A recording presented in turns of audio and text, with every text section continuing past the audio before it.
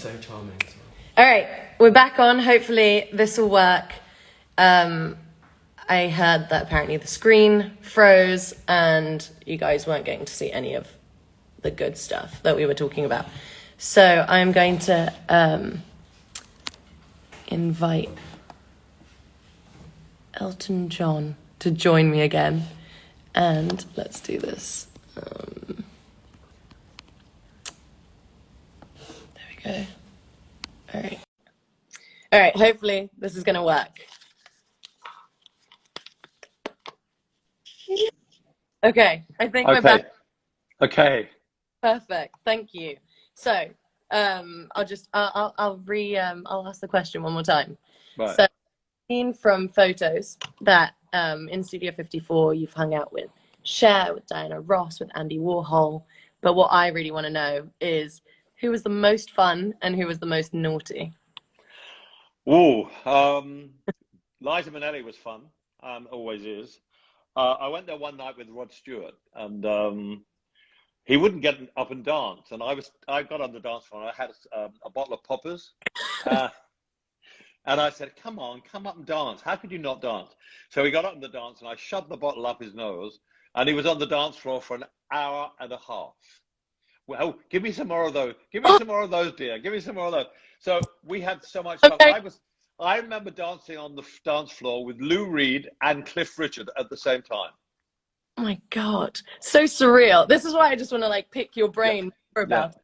It's such an incredible experience to have lived through. And you know, for me, all I can see is like through the pictures, and I'm just like, the energy must have been so incredible. Well, You know, there every night. What were some of your favorite tracks that you heard there? well, I think I have to say Gloria Gaynor, Honeybee, was one. Mm. Odyssey, Native New Yorker, because it was a New York club, so everyone went crazy when that came on. mchouston, Don't Leave Me This Way. Love that song. Sylvester, Mighty Real.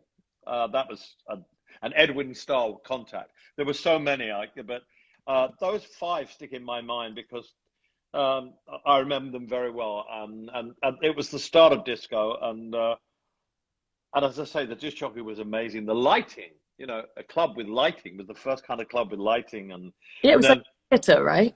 yeah, and then there used to be a half moon that came down with someone sitting on it with a giant Coke spoon halfway through the evening. So you can imagine it was a scene of debauchery and fun. I mean, as I said before, I used to stick around till about 6:30 because I wanted to pick up a busboy if they would be willing.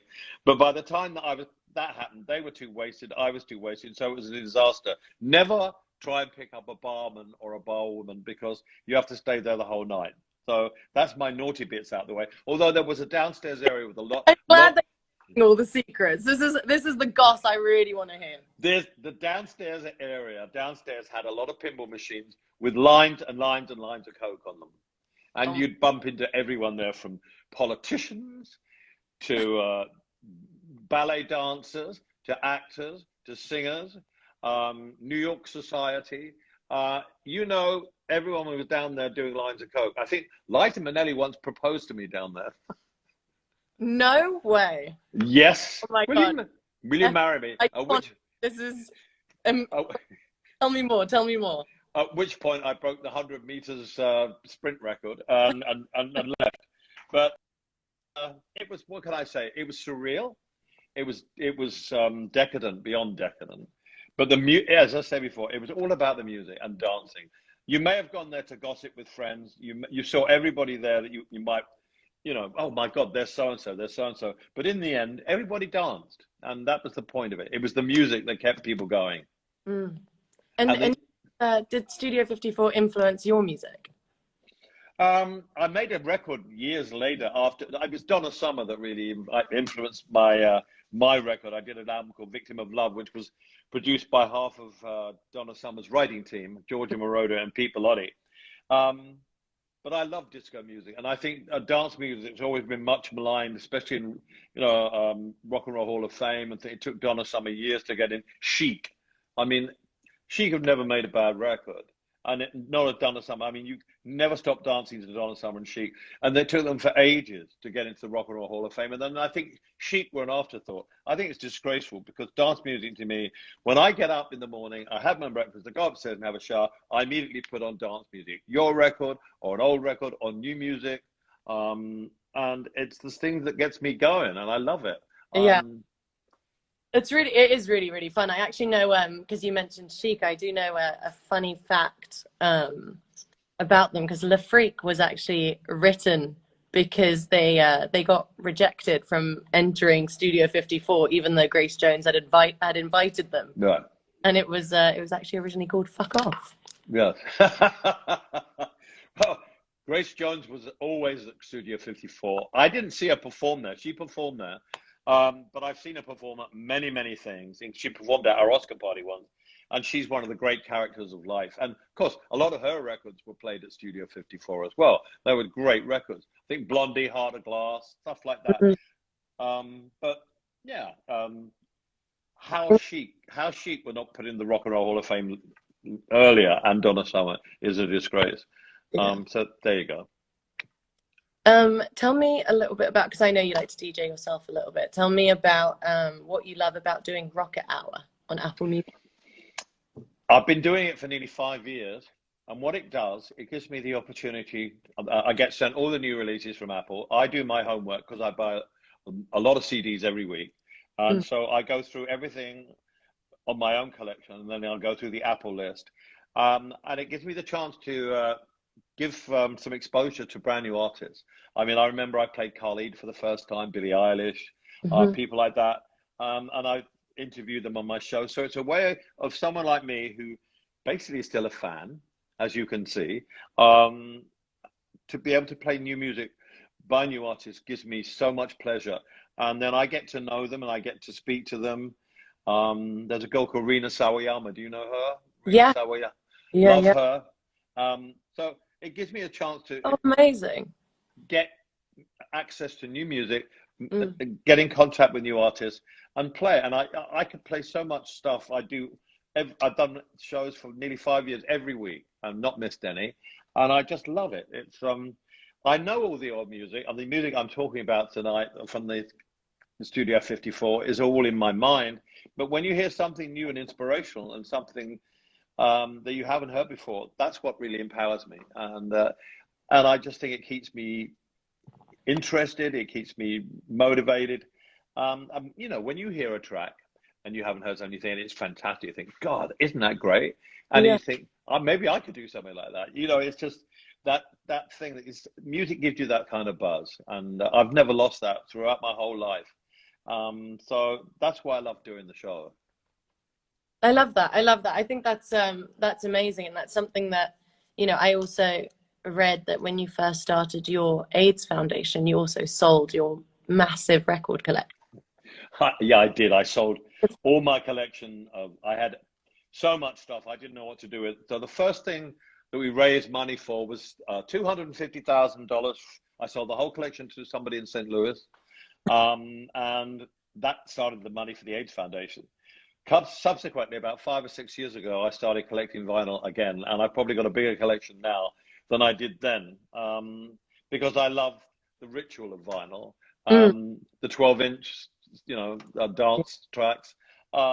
It's just something that I love, looking at the album sleeves. Now you got a remix album, right? Yes. Yeah. Is it out on CD and vinyl, or just CD? It will be out on vinyl, so it's coming out. Please. Yeah, so I guess you just made the announcement now. Yeah, it's coming out. I will make sure to get.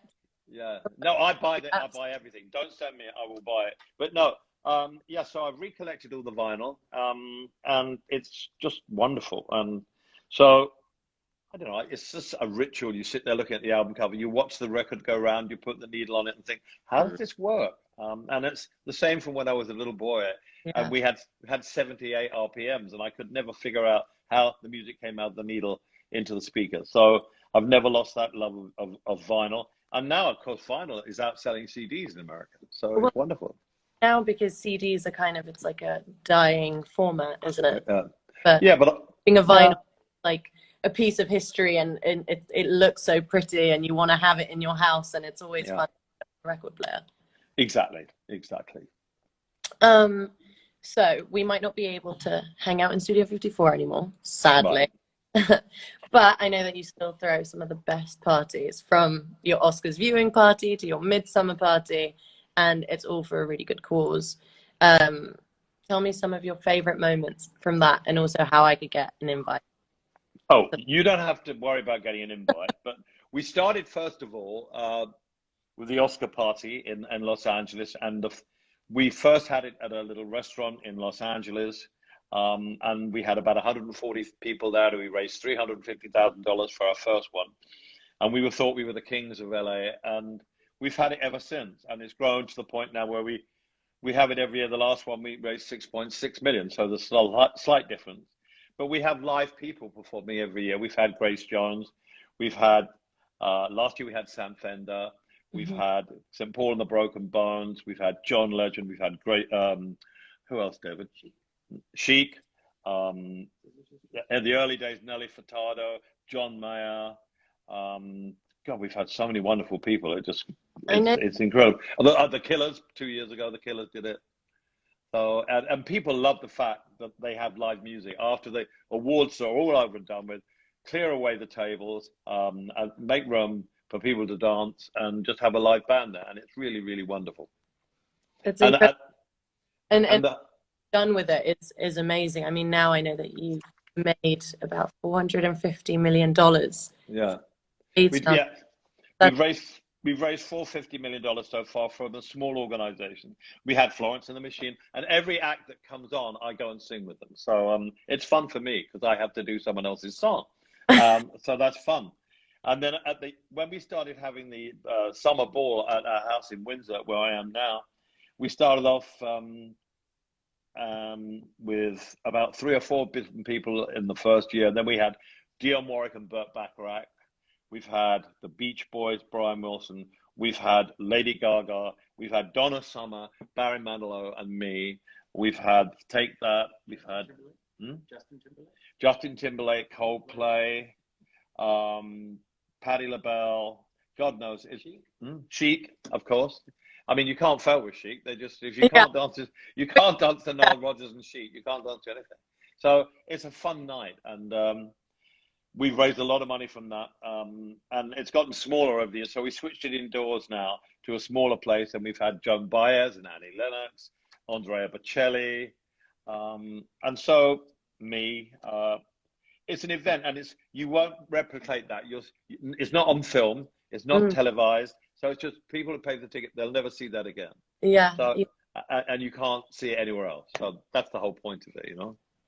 Yeah, absolutely. And obviously one of the key aims of the foundation that really resonates with me is to end the stigma that exists around AIDS. And I'd love for you to tell us what role can each of us play in ending that. Well, it's so frustrating because you hit the nail on the head with the word stigma. We have enough medicine and scientific knowledge available to halt the spread of AIDS, but what we don't have are people who will get tested because they're afraid if they get tested, they will be rejected by their families. Still in this day and age, in Africa, sub-Saharan Africa, all over Africa, the Middle East, in Asia, and in Europe, Eastern Europe, and in the rural parts of the South in America. So it's a battle. I mean, we're kind of winning the battle, but we need people to get tested. We need people to not be ashamed of this disease. It's far easier to treat HIV and AIDS than it is to treat diabetes. So we've made amazing scientific strides forward, but what we're facing is people still being ashamed and afraid to get tested and tell their parents, their family. It's getting better, but it's like a big roadblock. And if we can get rid of that, then I can see HIV and AIDS being, treatable and not spread in the next 10 years if we can get rid of the stigma. And we're fighting to do it. That's what the AIDS Foundation is trying to do, is trying to get the message about getting testing, which is more important now in places where they need to be, like in Nigeria and in Kenya, and places like that, and in America as well. You can't believe that 30 years since we started this AIDS Foundation, we're still fighting it. People are still dying of AIDS, and there's no need for anyone to die of this disease anymore. It's ridiculous. Yeah.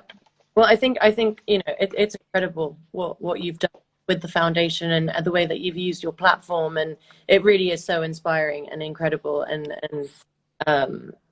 I feel so honored to get to talk to you about this, and also have the listeners and the viewers also understanding of that, and hopefully we can also beat the stigma around AIDS. And I do believe that having a platform, we all have a platform, and it's a privilege to use it. And I think the more we kind of talk about the better it is. Well, I guess now, yes. Well, the thing is, I'm 73, and I can go on and do a campaign and an advertising campaign about you must, get tested. But it's people like you, the younger generation, that people will listen to far more than me. Young sports stars, you spreading the message to people via your Instagram, you can do so much more, so much quicker than I can. And it's young people like you who have a platform, who people look up to, who have a genuine interest in making the world a better place. We need your generation to step forward and say, come on, we can get tested, do that. We really need you. And I don't know, maybe after we finish this conversation, later we can talk about how you can help us, because I would absolutely love that. I would love to find out how I can be a part and how I can help. It's something that's very important to me, and we should continue this conversation offline as well. I think that would be incredible. Well, that would be amazing if you did that, because you have far more power than I do now to talk to young people. Well, I'm here and at your service whenever. Thank you. And I guess finally, with everything happening and with the election in the States, I know we're both British, but I do just, if there's something for the US viewers that might be watching this, is there something that, if you have a message for those on, the importance of voting, and maybe you'll. I think now in this election, it's so important to vote. The world is in a pickle. It's we're all under this pandemic, but and it's a serious pandemic, and I just think now is the time for people to get out there, and especially young people, to vote with their feet and do things. So I hope it's a fair election. That's all I want. It's a democratic process. Let's hope it stays like that, and we'll see what happens next week. So fingers crossed. Fingers crossed. Thank you so much for this. I like I said, I'm at your service.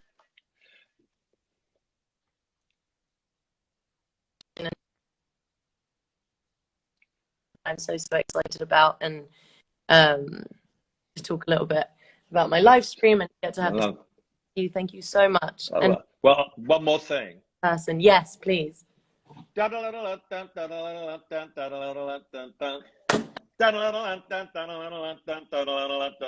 all we sing in this household, okay? From it's just the best. Thank you for that. For the best. Thank you for asking me, okay? That has made my life. Okay. What an honor. Take care. Love you. Take care. Love you. Love you. Okay. Bye. Bye.